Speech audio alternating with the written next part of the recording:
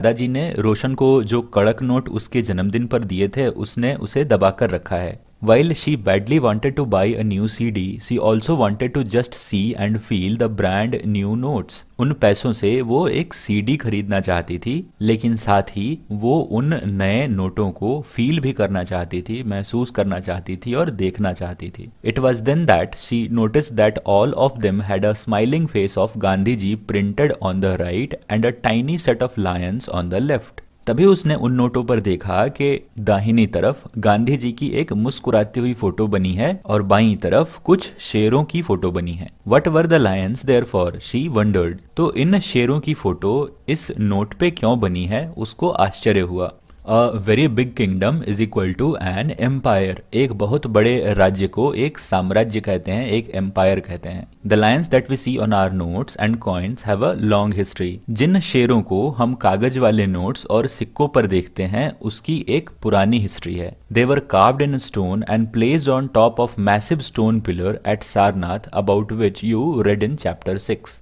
शेरों की ऐसी ही एक मूर्ति पत्थर से तराश कर बनाई गई है और इसे एक पत्थर के खंभे पर रखा गया है सारनाथ में, जिसके बारे में हमने चैप्टर 6 में पढ़ा है। Ashoka was one of the greatest rulers known to history and on his instructions inscriptions were inscribed on pillars as well as on rock surfaces। Ashoka हमारी हिस्ट्री में आने वाले एक महान राजा हैं और उन्हीं के निर्देश पे, उन्हीं के इंस्ट्रक्शंस पे पत्थर के पिलर्स पे, स्टोन पिलर्स पे चीजें लिखी गई हैं। Before we find out what was written in these inscriptions, let us see why his kingdom was called an empire। इससे पहले कि हम पता करें कि पत्थरों पे और पिलर्स पे क्या लिखा गया था, आइए जानते हैं कि अशोका के राज्य को एम्पायर क्यों कहते हैं, किंगडम क्यों नहीं कहते। किंगडम का मतलब राज्य होता है, एम्पायर का मतलब साम्राज्य होता है। एक बड़े राज्य को साम्राज्य कहते हैं। The empire that Ashoka ruled was founded by his grandfather Chandragupta Maurya more than 2300 years ago। आज से लगभग 2300 साल पहले चंद्रगुप्त मौर्य हुए हैं और अशोका जिस राज्य पे राज करते थे वो चंद्रगुप्त मौर्य के द्वारा फाउंडेड था, उन्होंने उसकी स्थापना की थी। Chandragupta was supported by a wise man named Chanakya और कौटिल्य। एक बुद्धिमान आदमी जिनका नाम चाणक्य या कौटिल्य था, उन्होंने चंद्रगुप्त मौर्य की सहायता की थी इस साम्राज्य को सेटअप करने में। Many of Chanakya's ideas were written down in a book called the Arthashastra. Arthashastra नाम की किताब में चाणक्य के बहुत सारे विचार लिखे गए हैं। डायनेस्टी, डायनेस्टी क्या होती है अब ये जानेंगे। When members of the same family become rulers one after another the family is often called a dynasty. अगर एक ही परिवार से बहुत सारे राजा बनते हैं एक के बाद एक, तो उस परिवार को डायनेस्टी कहते हैं। The Mauryas were a dynasty with 3 important ruler. Maurya dynasty में 3 महत्वपूर्ण रूलर्स हुए हैं, 3 इंपॉर्टेंट रूलर्स हुए हैं, शासक हुए हैं। सबसे पहले थे चंद्रगुप्त मौर्य, उसके बाद उन्हीं के बेटे बिंदुसार और बिंदुसार के बेटे अशोका। तो ये 3 महत्वपूर्ण राजा थे मौर्य डायनेस्टी के, मौर्य फैमिली के। There were several cities in the empire marked with black dots on the map. Map में ब्लैक डॉट से दिखाया गया है उन सिटीज को जो मौर्य डायनेस्टी में थे। These included the capital Pataliputra, Takshashila and Ujjain. ये 3 महत्वपूर्ण शहर थे, पहला पाटलिपुत्रा, दूसरा तक्षशिला और तीसरा उज्जैन। पाटलिपुत्रा आपको यहाँ मिलेगा, तक्षशिला आपको यहाँ मिलेगा और उज्जैन कुछ यहाँ मिलेगा। Takshashila was a gateway to the northwest including Central Asia, while Ujjain lay on the route from north to south India। Takshashila से होते हुए सेंट्रल एशिया में जाया जा सकता है और उज्जैन से होते हुए नॉर्थ इंडिया से साउथ इंडिया में जाया जा सकता है। Merchants, officials and craft persons probably lived in this cities. तो इन शहरों में, तक्षशिला में और उज्जैन में व्यापारी, शिल्पकार, मूर्तियां बनाने वाले या राजा के ऑफिशियल्स रहते थे। In other areas there were villages of farmers and herders. और बाकी दूसरे इलाकों में गांव थे जिसमें किसान और चरवाहे रहते थे। In some area such as central India there were forest where people gathered forest produce and hunted animals for food. ऐसे इलाकों में जहां जंगल था, लोग खाना इकट्ठा करते थे और जानवरों का शिकार करके अपना जीवन यापन करते थे। People in different parts of the empire spoke different languages. इस साम्राज्य के अलग अलग पार्ट्स में, अलग अलग हिस्सों में लोग अलग अलग तरह की भाषाएं बोलते थे। They probably ate different kinds of food and wore different kinds of clothes as well. वे अलग अलग तरह के खाने खाते थे और अलग अलग तरह के कपड़े भी पहनते थे। How are empires different from kingdoms. एक साम्राज्य एक राज्य से किस तरह अलग होता है। तो इसके लिए 2 पॉइंट्स हैं। पहला पॉइंट है emperors need more resources than kings because empires are larger than kingdoms and need to be protected by big armies. एक एम्पायर एक साम्राज्य बहुत बड़ा होता है तो इसे मेंटेन करने के लिए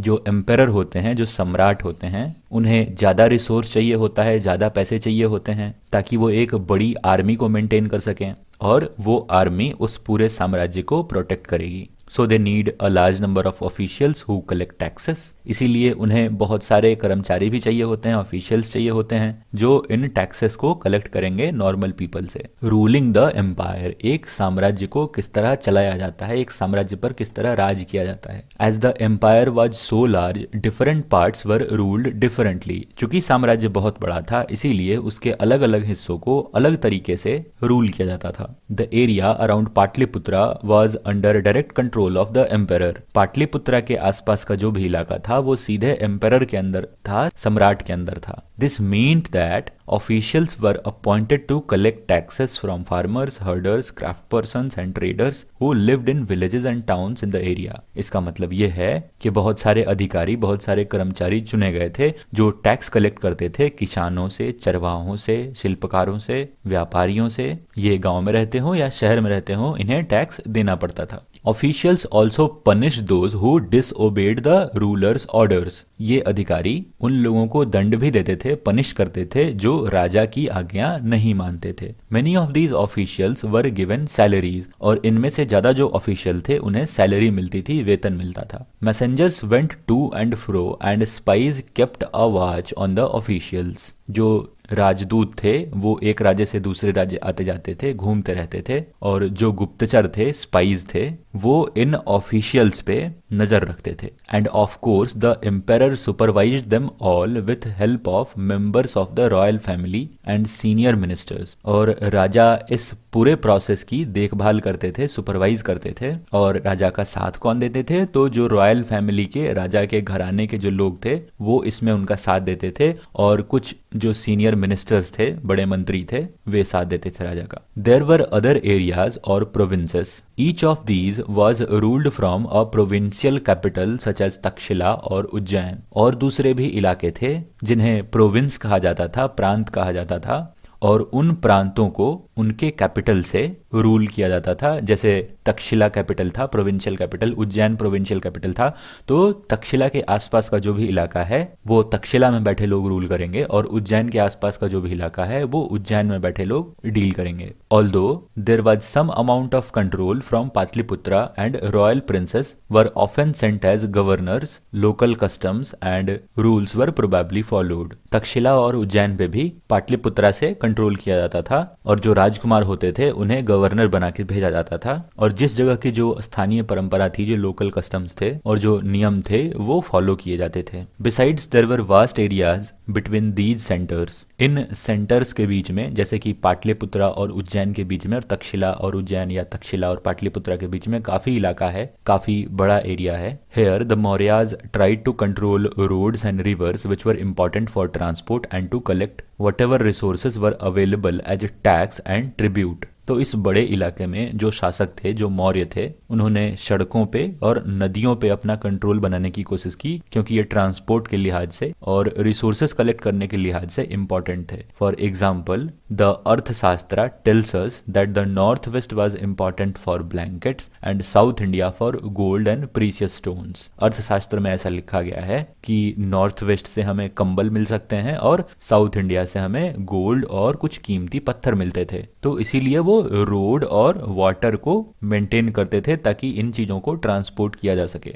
it is possible that these resources were collected as tribute. यह बहुत संभव है कि इन रिसोर्सेज को कलेक्ट किया जाता होगा राजा के लिए टैक्स के रूप में, गिफ्ट के रूप में। अब ये ट्रिब्यूट एग्जैक्टली क्या होता है? Unlike taxes which were collected on a regular basis, tribute was collected as and when it was possible for people who gave a variety of things more or less willingly. ये tribute tax से हटके था। Tax वो था जो regular basis पे collect किया जाता था, एक फिक्स टाइम था कि हर महीने में टैक्स देना है या हर साल टैक्स देना है, इस तरह से। और ये ट्रिब्यूट कुछ ऐसा था कि जब संभव हो कलेक्ट कर लिया जाता था, लोग चाहते हुए या न चाहते हुए अलग अलग तरह की चीजें देना पड़ता था उन्हें। There were also the forested regions. People living in these areas were more or less independent, but may have been expected to provide elephants, timber, honey, and wax to Mauryan officials. जो लोग जंगल में थे वो लगभग आज़ाद थे, लेकिन उनसे भी ये उम्मीद की जाती थी कि वह राजा को हाथी, लकड़ी, शहद और मोम देंगे इन मौर्यन ऑफिशियल्स को, जो कि अपॉइंटेड थे टैक्स कलेक्ट करने के लिए।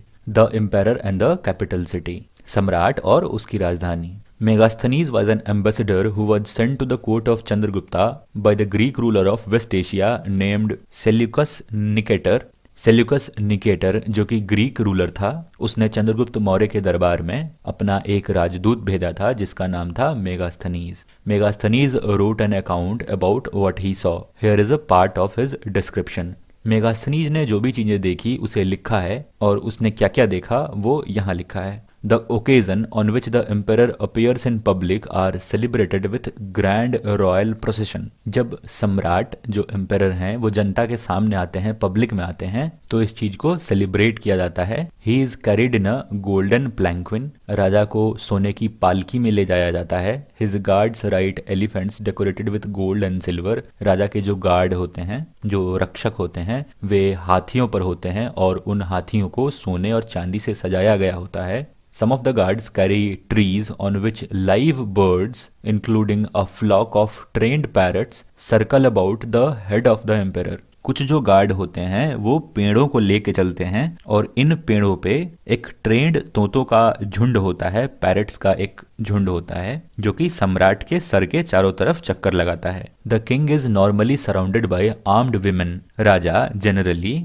ऐसी औरतों से घिरे होते हैं जो कि आर्म्ड होती हैं, उनके पास हथियार होते हैं। He is afraid that someone may try to kill him. राजा डरा होता है, उसे ऐसा लगता है कि कोई उसे मारने की कोशिश करेगा। He has special servants to taste the food before he eats. राजा के ऐसे खास नौकर हैं जो राजा के खाने को पहले चखते हैं और बाद में वो खाना राजा तक पहुंचाया जाता है। He never sleeps in the same bedroom for 2 nights. राजा एक कमरे में 2 रात से ज्यादा कभी नहीं सोते। And about Pataliputra modern Patna he wrote, this is a large and beautiful city. Patna एक बड़ा और सुंदर शहर है। It is surrounded by a massive wall. Pataliputra चारों तरफ से एक बड़े दीवार से घिरा है। It has 570 towers and 64 gates. इस वॉल में 570 टावर हैं और 64 गेट हैं। The houses of 2 and 3 stories are built of wood and mud bricks. 2 और 3 मंजिला घर लकड़ी और ईंट से बनाए गए हैं। The king's palace is also of wood and decorated with stone carvings. राजा का जो महल है वो भी लकड़ी का बना है और पत्थर पे नक्काशी करके उसे सजाया गया है। It is surrounded with gardens and enclosures for keeping birds. राजा के महल के चारों तरफ बगीचे हैं और उसमें पक्षी रहते हैं, बर्ड्स रहते हैं। Why do you think the king had special servants to taste the food he ate? आपको ऐसा क्यों लगता है कि राजा ने सर्वेंट्स रखे थे, नौकर रखे थे, जो कि उनका खाना चखते थे? तो इसके 2 कारण हो सकते हैं। पहला कारण कि राजा को डर लगता होगा कि जो खाना वो खाने वाले हैं उसमें किसी ने पॉइजन तो नहीं मिलाया, और दूसरा ताकि राजा अच्छे खाने खा सकें। In what ways was Pataliputra different from Mohenjodaro? Mohenjodaro से पाटलिपुत्रा किस तरह डिफरेंट था? मोहनजोदड़ो के बारे में हमने चैप्टर 3 में पढ़ा है, आप कंपेयर करके बता सकते हैं। Ashoka a unique ruler.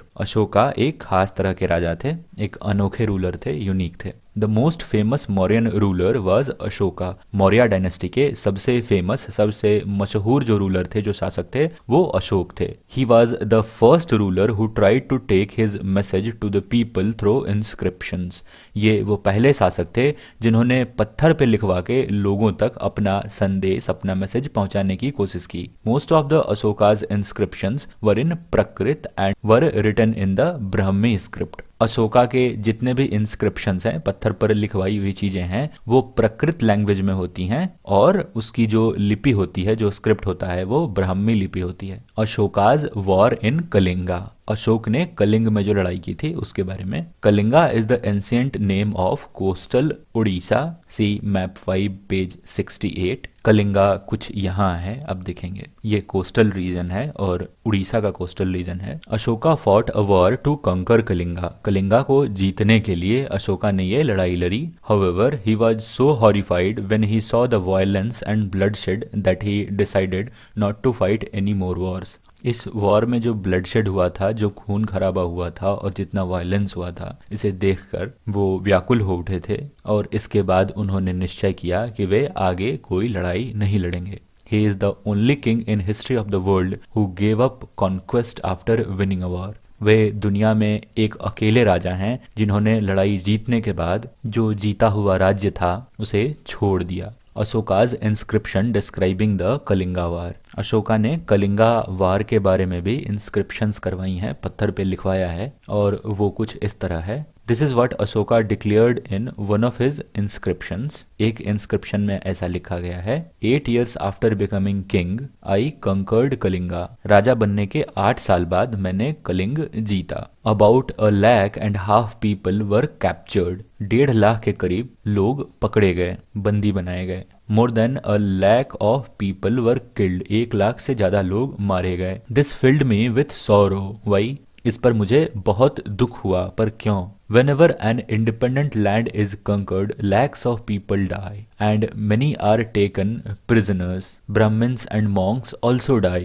जब किसी आज़ाद राज्य को, आज़ाद ज़मीन को कॉन्कर किया जाता है, जीता जाता है, तो बहुत सारे लोग मरते हैं और बहुत सारे बंदी बना लिए जाते हैं, उन्हें जेल में डाल दिया जाता है। और मरने वालों में से ब्राह्मण्स भी होते हैं और साधु भी होते हैं। People who are kind to their relatives and friends, to their slaves and servants die or lose their loved ones, जो लोग अपने सगे संबंधियों और दोस्तों से बहुत प्यार करते हैं तथा अपने दासों से, अपने सर्वेंट से दया का भाव रखते हैं, उनके प्रति काइंड रहते हैं, वे भी युद्ध में या तो मारे जाते हैं या अपने प्रियजनों को, अपने रिलेटिव्स को खो देते हैं, अपने लव्ड वंस को खो देते हैं। This is why I am sad and have decided to observe dhamma and to teach others about it as well, इसीलिए मैं उदास हूँ और मैंने निश्चय किया है कि मैं धम्मा का पालन करूंगा और इसके बारे में दूसरों को भी सिखाऊंगा। I believe that winning people over through dhamma is better than conquering them through force.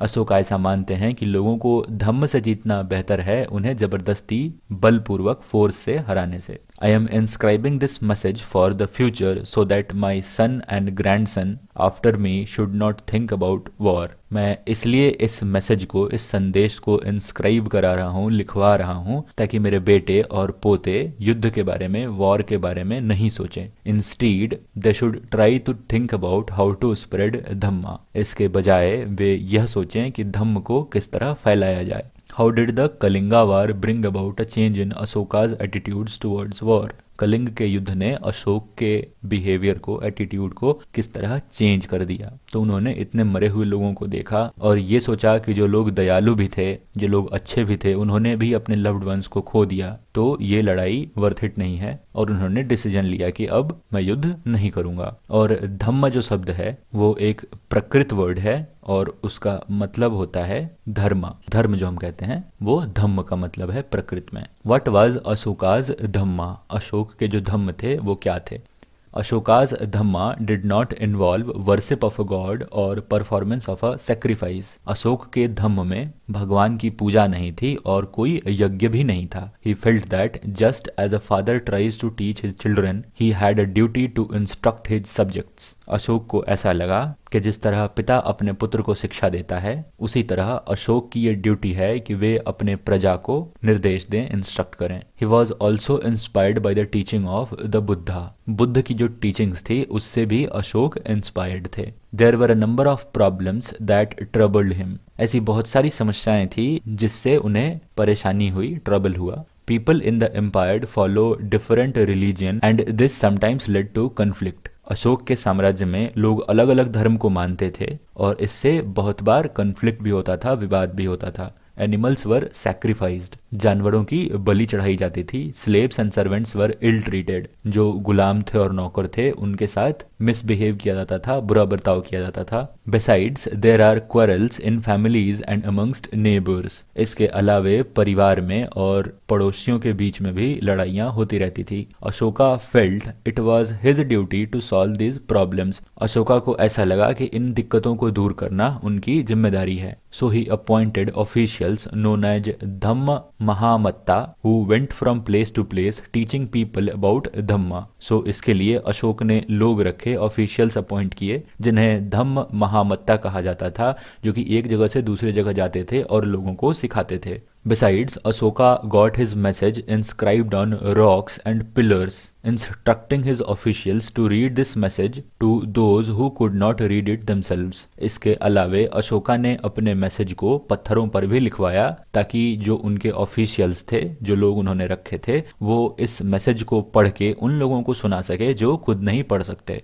Ashoka also sent messengers to spread ideas about Dhamma to other lands such as Syria, Egypt, Greece and Sri Lanka. Ashoka ने अपने messenger, अपने दूत अलग अलग देशों में भेजे ताकि धम्म का प्रचार किया जा सके। और वे देश कौन थे? Syria, Egypt, Greece, Sri Lanka. इन जगहों पे उन्होंने अपने मैसेंजर भेजे। Try and identify these on map 6 page 76 and 77। तो इन चीजों को ढूंढिए मैप 6 में। He built roads, dug wells and built rest houses. Ashoka ने रोड बनवाए, कुएं खुदवाए और रेस्ट हाउसेस बनवाए, विश्राम गृह बनवाए। Besides, he arranged for medical treatment of both human beings and animals. इसके अलावे उसने व्यवस्था करवाई लोगों के इलाज की और जानवरों के इलाज की भी। Ashoka's message to his subjects, Ashok ने अपनी प्रजा को क्या मैसेज दिया, अब उसके बारे में। People perform a variety of rituals when they fall ill, when their children get married, when children are born and when they go on a journey. तो लोग अलग अलग तरह के रिचुअल्स फॉलो करते हैं, अनुष्ठान करते हैं जब वे बीमार पड़ते हैं, या फिर जब उनके बच्चों की शादी होती है, या फिर जब नए बच्चे जन्म लेते हैं, या फिर वे एक यात्रा पे जाते हैं तो वो कुछ रिचुअल्स को परफॉर्म करते हैं, कुछ अनुष्ठान करते हैं। These rituals are not useful, तो ये जो रिचुअल्स हैं, ये जो प्रैक्टिस है, वो किसी काम का नहीं है। If instead people observe other practices this would be more fruitful, इसके अलावे लोग कुछ दूसरे तरह की चीजें करें तो वो ज्यादा अच्छा होगा, ज्यादा फलदायी होगा। What are these other practices, तो ये दूसरे काम क्या हैं? These are being gentle with slaves and servants, अपने गुलाम और नौकरों के प्रति सहज रहना, उनके साथ अच्छा व्यवहार करना। रेस्पेक्टिंग वंस एल्डर्स, बड़ों का आदर करना। Treating all creatures with compassion, सभी जीवों पर दया करना। Giving gifts to Brahmans and monks, ब्राह्मणों और साधुओं को गिफ्ट देना, उन्हें दान देना। It is both wrong to praise one's own religion और क्रिटिसाइज अदर्स, अशोका ने कहा कि अपने धर्म की प्रशंसा करना या दूसरे के धर्म को बुरा कहना, ये दोनों ही गलत है। Each one should respect others religion, हर किसी को दूसरे के धर्म का सम्मान करना चाहिए। If one praises one's religion while criticising others, one is actually doing greater harm to one's own religion, अगर कोई व्यक्ति अपने धर्म की प्रशंसा करता है और दूसरे के धर्म की निंदा करता है तो वो अपने खुद के धर्म की निंदा कर रहा है, अपने खुद के धर्म का नुकसान कर रहा है। Therefore, one should try to understand the main ideas of another's religion and respect it. इसीलिए लोगों को चाहिए कि वे दूसरी धर्मों की जो मुख्य बातें हैं उसे समझें और उनका आदर करें। Pandit Jawaharlal Nehru, the first prime minister of India, wrote his edicts, instructions, still speak to us in a language which we can understand and we can still learn much more from them. हमारे पहले प्रधानमंत्री पंडित जवाहरलाल नेहरू ने कहा है कि अशोका के जो इंस्ट्रक्शंस हैं वे आज भी हमसे कहते हैं, हम उन्हें पढ़ पाते हैं, समझ पाते हैं और हम उनसे आज भी सीख सकते हैं। Identify the parts of Ashoka's message that you think are relevant today, Ashoka के इस मैसेज में से आप उन हिस्सों को निकालिए, उन हिस्सों को चुनिए जो आज भी हमारे लिए रिलेवेंट है और हमें उसे फॉलो करना चाहिए। तो इसी के साथ खत्म होता है आपका ये चैप्टर 7। मुझे उम्मीद है आपको ये समझ आया होगा। आपका कोई भी क्वेश्चन हो तो कमेंट सेक्शन में जरूर लिखिएगा। हमारी इस वीडियो को देखने के लिए आपका बहुत बहुत धन्यवाद। मिलता हूँ आपसे अगली वीडियो।